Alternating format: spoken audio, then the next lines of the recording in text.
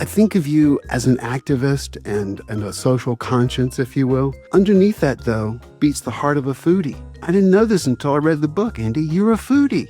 Well, I sort of reject that a little bit, that kind of term, because I feel like foodies are all about focusing on the food. And I am more a people person. Food is basically a way to bring people together to the table.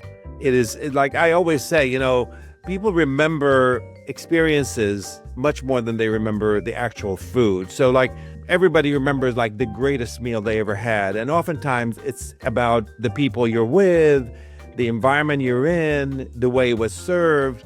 Of course, the food has to be good, but that's not always what makes a meal great, because sometimes it's about the experience you have that comes with the food that you're served.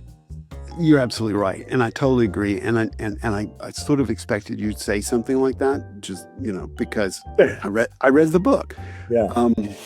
But like you said, the food has to be good. You could be sitting there with the person you love the most in the whole wide world, and if the service isn't good and the food isn't good, it's going to spoil the evening.